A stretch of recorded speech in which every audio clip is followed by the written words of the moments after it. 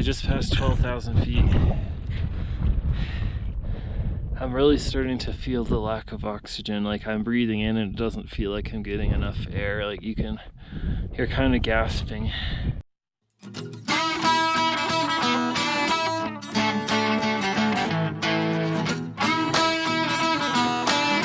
Almost I'm on the top of the Headlamp volcano. It's the start of summer, as you can tell. But I just went for a swim. I completely fell in. Awesome. There's my snow fort, my snow castle.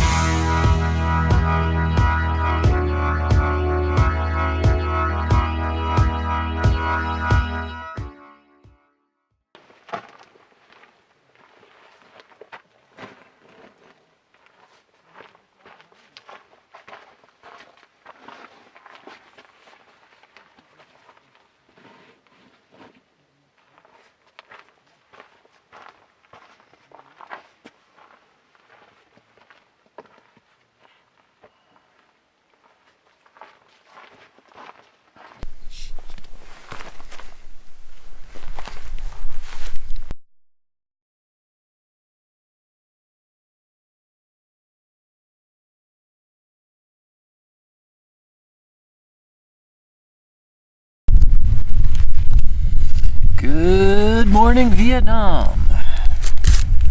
Morning, guys. It's a beautiful day here. The sun is not quite up yet. I said I was going to leave at 8, but all the overachievers came at 5 and woke me up, so I think it's closer to, it's almost 7, I think, right now. I'll probably be on the trail by 7 or so, just having some tea to wake up. I didn't have a long sleep, but it was a good sleep. I probably fell asleep around midnight, woke up at 5. So I got a solid 5 hours. It's not horrible. There's about 1, 2, 3, 4 cars here at the trailhead right now. What I'm going to do is I've already started taking my camp down. I just don't know when I'm going to get back, so I don't want to be hogging this campsite if someone new comes in for tonight. So I'm packing everything up in my car, including all of my garbage, leave no trace, and I'll move my car just a little bit out of the sight and where all the other cars are. I'll show you here.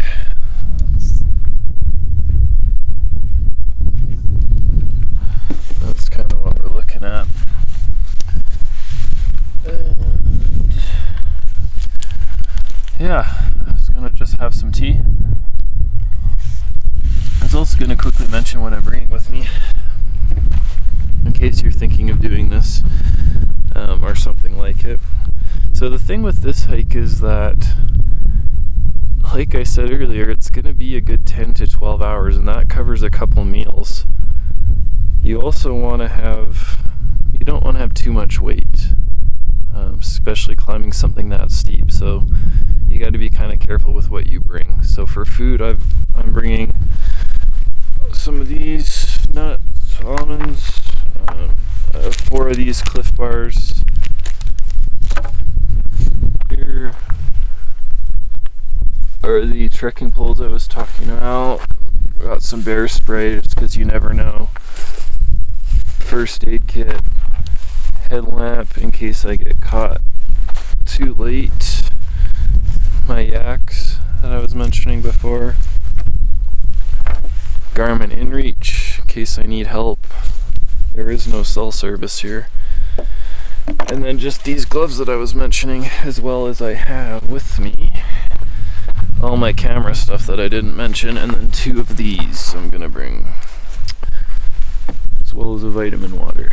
So yeah, that's, if you're kind of curious what you would need on a kind of hike like this, that's what I'm going with.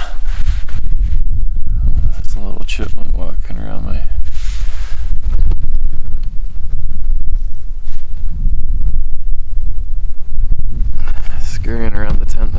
there's been a lot of these. I haven't seen any other kind of animals, but that's what, so far I've seen a lot of those guys.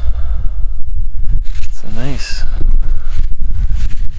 morning. It didn't get very cold last night. I had my 3-season bag. I didn't bring my winter bag. I wasn't sure because we're above 7,000 feet. So I wasn't sure how cold it would get, but it was pretty warm. I left my 3-season bag unzipped all night. I didn't really sleep in any clothes or anything. Sometimes I'll have like my wool layer and all that, but I didn't need that.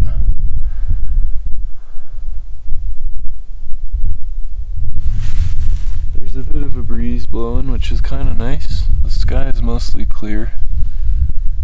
They're saying along the upper ridge there can sometimes be a bit of thunderstorm activity in the afternoons, and that's why people like to leave early, but whatever, we'll see.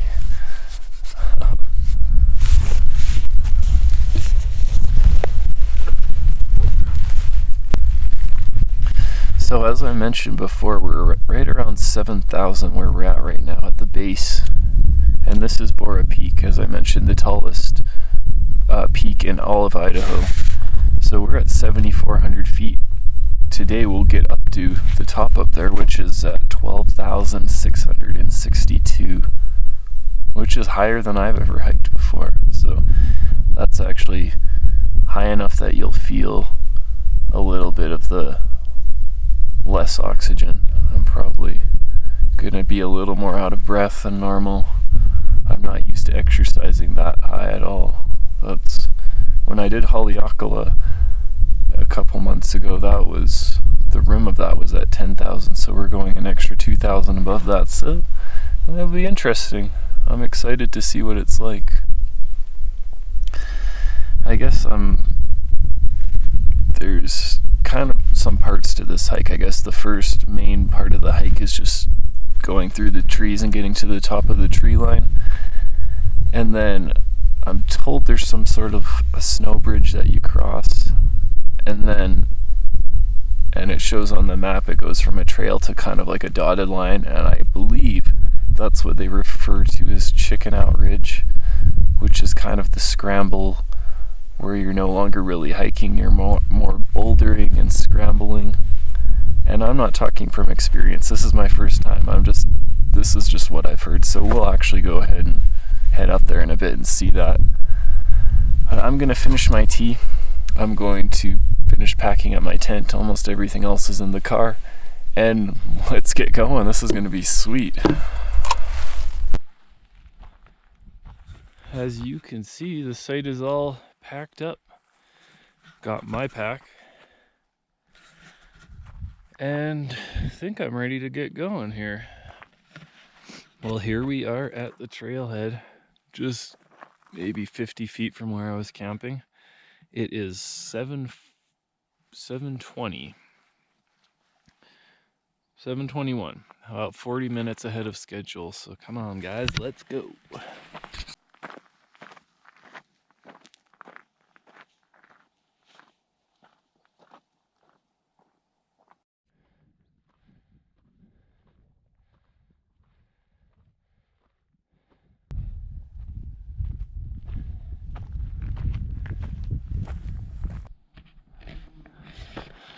Look at that view, guys. So I figured, since I'm not jabbering on the whole hike, and I know you don't want to hear me talk too much, I think I'll just check in with you about every mile, unless something exciting happens in between. So this is mile 1. We've just hit on pretty good pace. I'm feeling really good.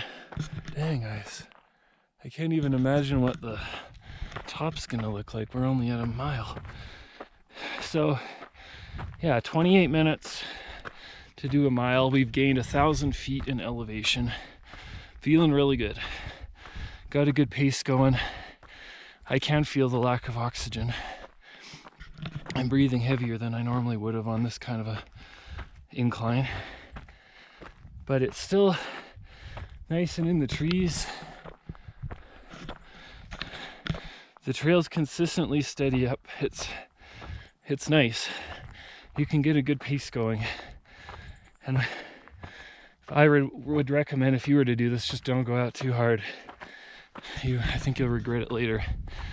I am kind of happy that I left a couple hours later than the other people, because I've been by myself on here this whole time. I haven't seen anyone yet. And I might be regretting that later. But so far, it's bright out, but this mountain's so tall. We're on the west side of it. And it's so tall that it's light out, but the sun hasn't come over it yet. So still getting this nice cool. It's like, I would guess in the 60s. As you can see, I've taken my jacket off because I've warmed up quite a bit. But so far so good. I'll see you in a mile. Well.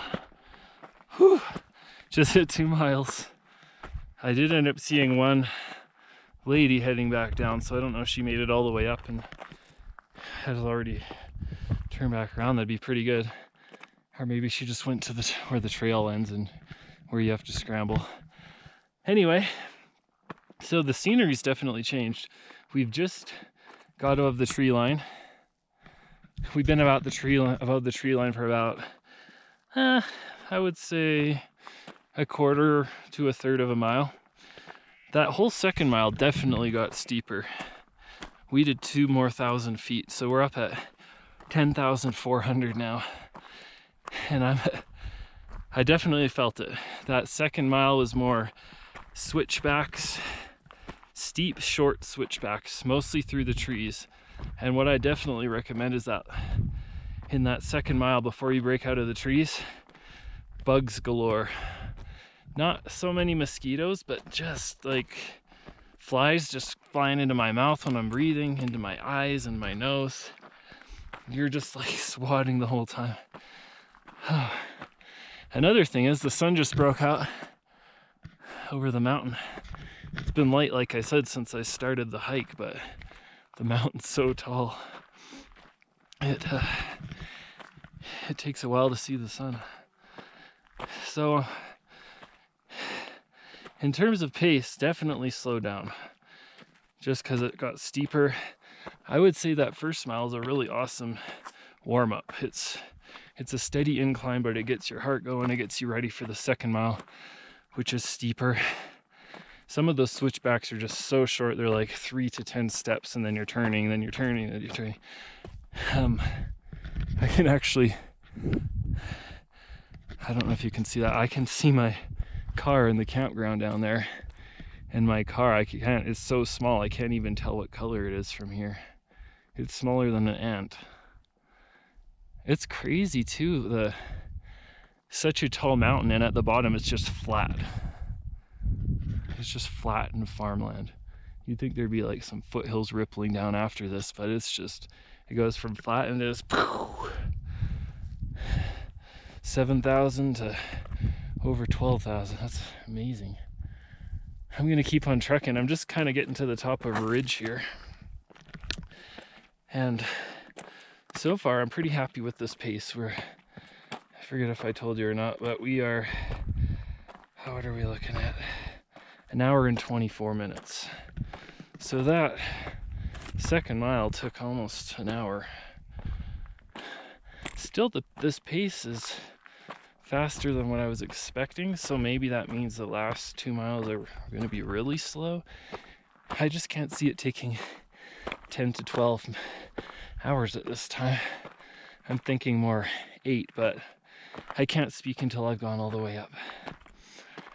Anyway, see you at mile 3 unless something crazy happens sooner.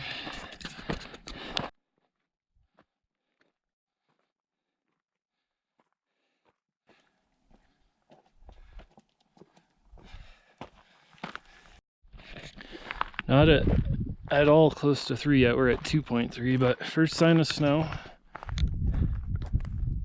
And there's the peak. So we're gonna kind of go up there and up to that.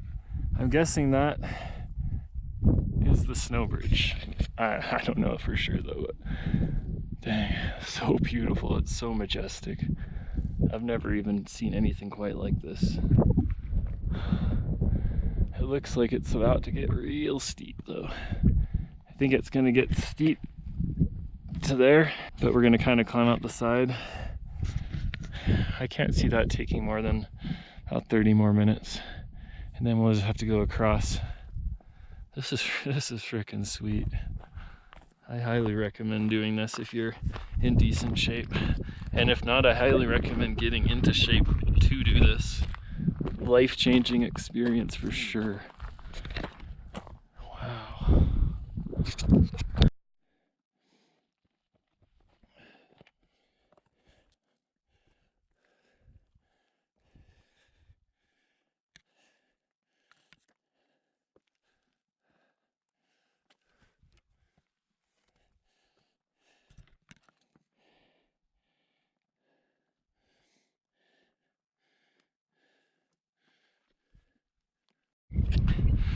Whew. Well, I just hit the 3rd mile. I finished 3 miles, and the last mile has been going along that ridge, and then bouldering. This last quarter mile has been bouldering. I don't know if this is Chicken Out Ridge yet or not. I don't think it is, but there's definitely some bouldering going on. So I'm gonna strap my camera to my chest strap because I'm gonna need to use both hands from now on. We were getting there though. We're almost at the top of the ridge there. For time we're looking at, it's been 2 hours and 7 minutes to hit 3 miles. A little windier up here. We're currently just past 3 miles at 11,600, so 1,000 to go. Getting there.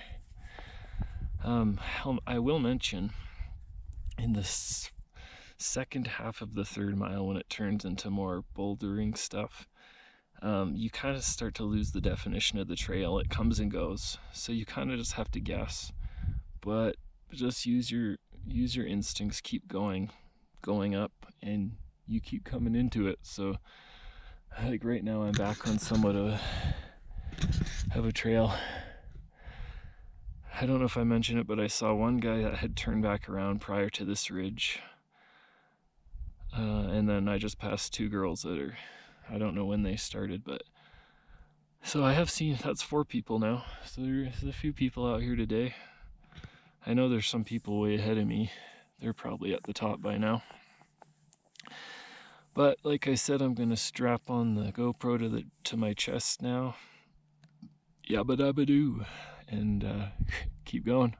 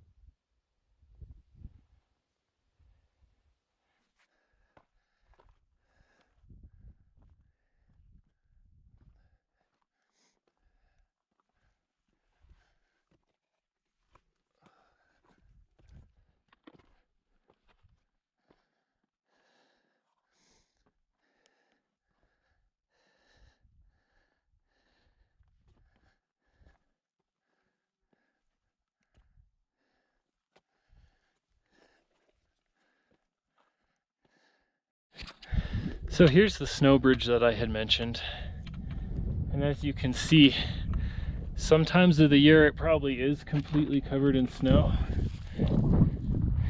but I can easily go skirt over to the left here and with no need at all to walk in the snow. So people that said it would be a good idea to bring those yaks probably had done it when that was just fully covered in snow and you would have had to go down and around, if would be the only way. But half of this is bare, so I don't need yaks at all.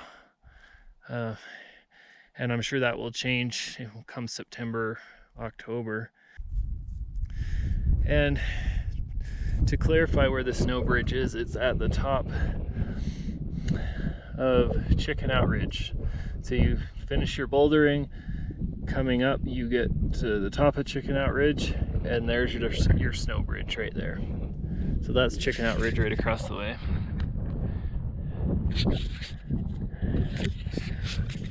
So, not bad.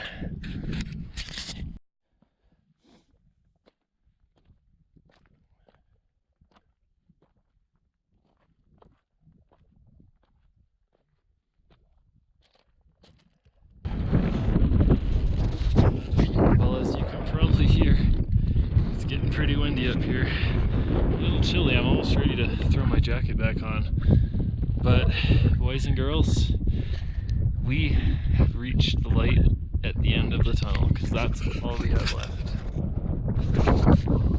We are not quite at 4 miles, because the whole thing to get up is 4 miles, but I will tell you we are at 3.37. And that last, so far the 3rd mile has been a lot of technical stuff, not endurance at all. It wasn't really too hard. I would say so far the hardest endurance was that 2nd mile. The 3rd's been a lot of scrambling, a lot of loose rock, just kind of watching your footing and stuff, planning your strategy. Now I can't speak for this last little bit how it's going to be, but it looks like it could be a little difficult. I don't think it will take much longer to get up there though, so that's pretty good. We are at, in terms of altitude, 11,786. So we're less than 1,000 to go. And in terms of time, it is 10:16 in the morning. We've been going almost 3 hours, 2 hours and 53 minutes. Not bad, not bad at all. Alright, let's do this last little hop here, and I will see you at the top. Yo.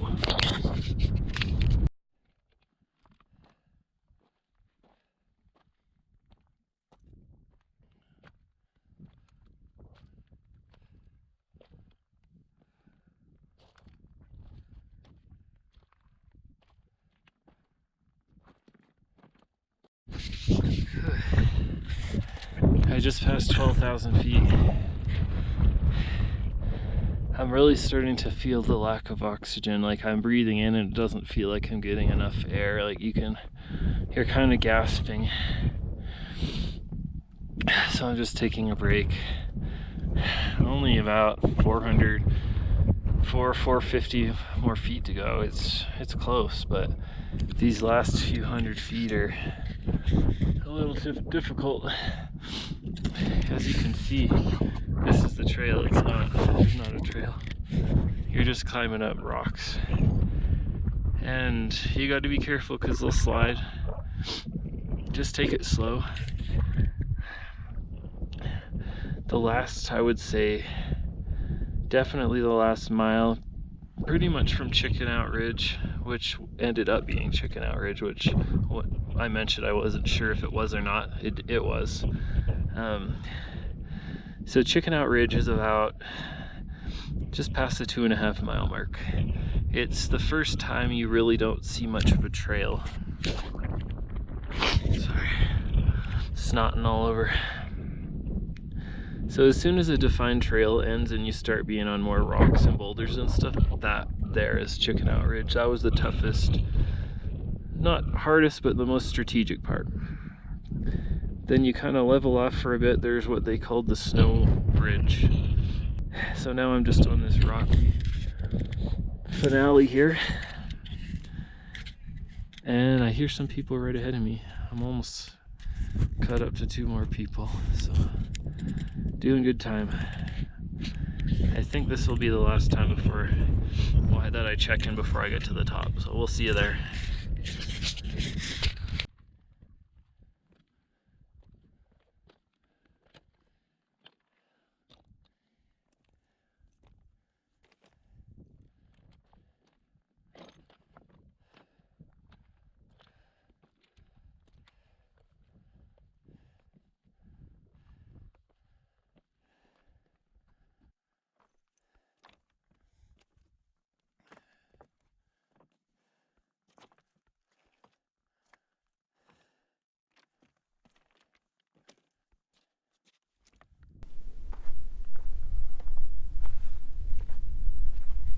We made it!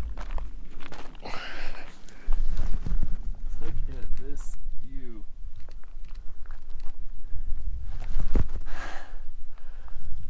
Would you look at that? Would you just look at it? Just look at it.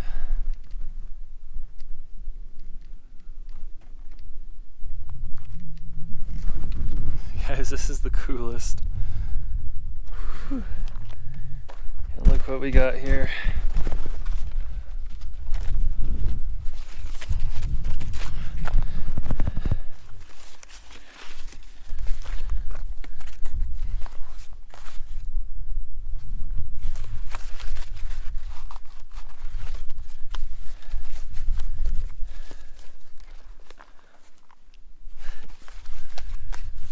Feels so good to get to the top. Definitely lack of oxygen up here.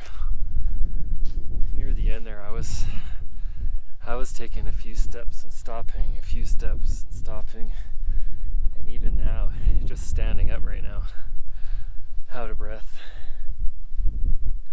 There's some beautiful mountain lakes down there. Man, this is amazing. I don't know if I've ever seen anything so beautiful.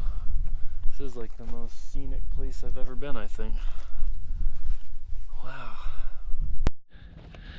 Well, I have started back down. I sat up there for probably at least an hour. It's a beautiful day. It never got below the 60s. The sun's shining. I'm probably gonna get a sunburn.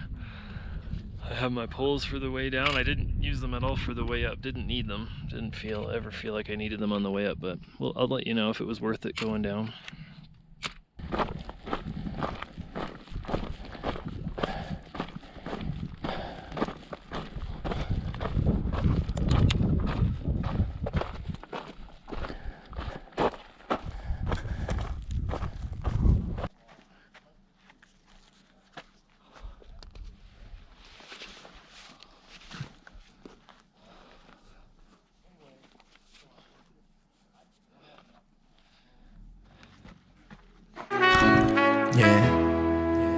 Look, I say, yeah, they don't know what we've been through. It's simple, you're the only one I'm into. I know I ain't been home a lot, but when I feel alone, you're the only one that I got, yeah.